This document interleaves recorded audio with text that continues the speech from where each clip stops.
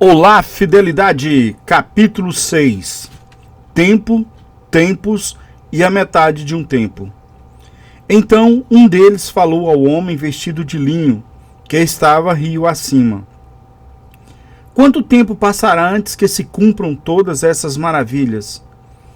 E o homem vestido de linho, que estava acima das águas do rio, levantou ao céu a mão direita e a mão esquerda, e eu o ouvi jurar por aquele que vive para sempre, e acrescentou: haverá, pois, um tempo, tempos e a metade de um tempo. Em seguida, todas as coisas se cumprirão. Daniel 12, versículos 6 e 7. Em uma de minhas palestras em Los Angeles, sobre o tema do significado oculto por trás das histórias bíblicas, alguém me pediu para interpretar a citação acima, do livro de Daniel. Depois de confessar que não sabia o significado dessa passagem específica, uma senhora na plateia disse para si mesma: se a mente age de acordo com a concepção que ela molda, então eu vou encontrar a verdadeira resposta para essa pergunta e direi ao Neville.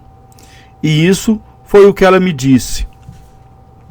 Ontem à noite foi feita a pergunta: qual é o significado de tempo, tempos e a metade de um tempo? Como foi escrito no livro de Daniel. Antes de dormir ontem à noite, eu disse a mim mesma: sei que há uma resposta simples para essa pergunta. Então, vou assumir que eu a conheço. E enquanto eu estou dormindo, meu eu maior encontrará a resposta e revelará ao meu eu comum em um sonho ou em uma visão. Por volta das 5 horas da manhã, eu acordei. Ainda era muito cedo para levantar-me.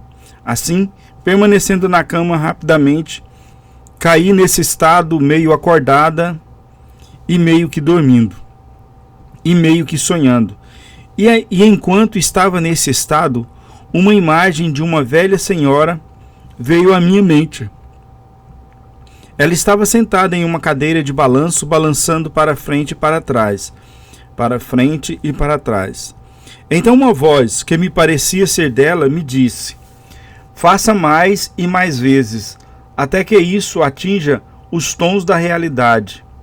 Eu pulei da cama e reli o capítulo 12 de Daniel, e esta é a resposta intuitiva que recebi.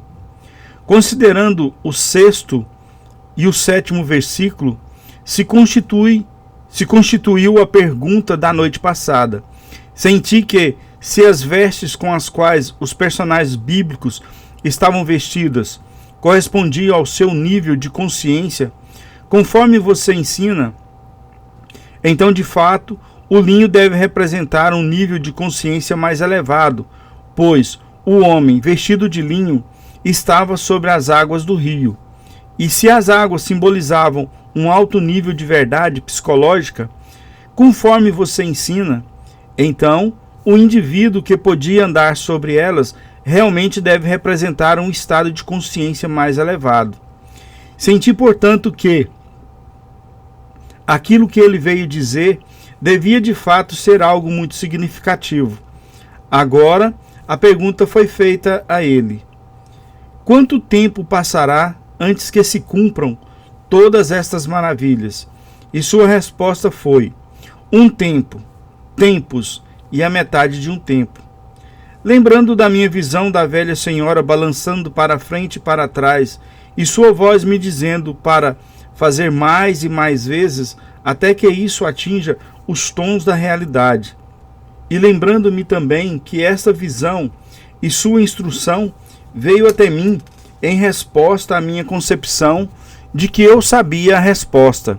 Senti intuitivamente que a pergunta ao homem vestido de linho se referia ao tempo que levará para que os nossos maravilhosos sonhos se tornem realidade. E a resposta é: repeti-los várias e várias vezes até que eles atinjam os tons da realidade.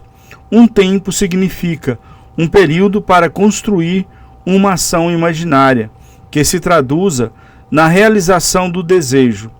Tempos quer dizer repetir esta ação imaginária por várias vezes. E a metade de um tempo significa o momento antes de dormir, enquanto se performa a ação imaginária, pois tal momento geralmente acontece antes da ação pré-determinada estar concluída e, portanto, pode-se dizer que é uma metade ou uma parte de um tempo.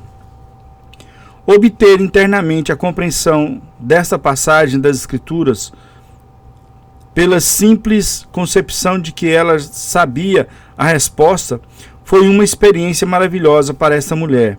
No entanto, para saber o verdadeiro significado de um tempo, tempos e a metade de um tempo,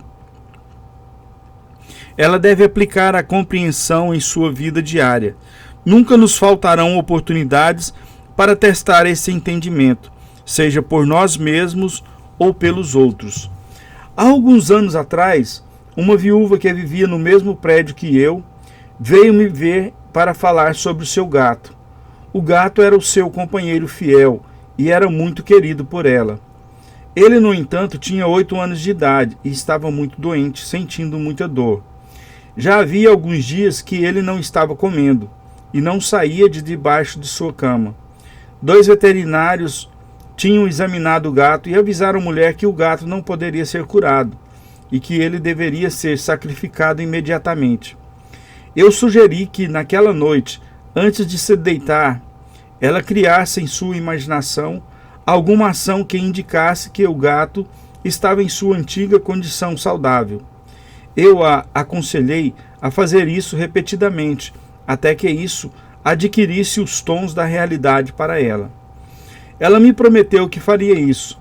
No entanto, ou por falta de fé no meu conselho, ou por falta de fé na sua própria capacidade de realizar a ação imaginária, ela pediu para que a sua sobrinha passasse a noite com ela. Ela pediu isso para que, se o caso o gato não estivesse bem pela manhã, sua sobrinha o levasse para o veterinário e ela, sua dona, não precisasse ela mesma de enfrentar essa tarefa tão temida. Naquela noite, ela se aconchegou em uma poltrona e começou a imaginar que o seu gato estava brincando ao lado dela, arranhando os móveis da casa e fazendo diversas outras coisas em que ela normalmente não permitiria. Cada vez que ela via a sua mente se desviar de sua tarefa pré-determinada, de ver um gato normal, saudável e brincalhão, ela trazia sua atenção de volta para o quarto e começava novamente a sua ação imaginária. Ela fez isso várias vezes, até que, finalmente, um sentimento de alívio caiu sobre ela e a fez dormir ainda sentada na poltrona. Por volta das 4 da manhã, ela foi acordada com um miado do gato. Ele estava de pé em sua cadeira. Depois de chamar sua atenção, ele a atraiu até a cozinha, onde ele implorou por comida. Arranjou-lhe um pouco de leite quente, que ele rapidamente bebeu e miou pedindo mais. Esse gato viveu confortavelmente por mais 5 anos, quando, sem dor ou doença, ele morreu naturalmente durante o sono.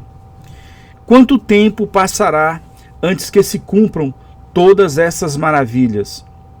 Haverá, pois, um tempo, tempos e a metade de um tempo. Em seguida, todas as coisas se cumprirão.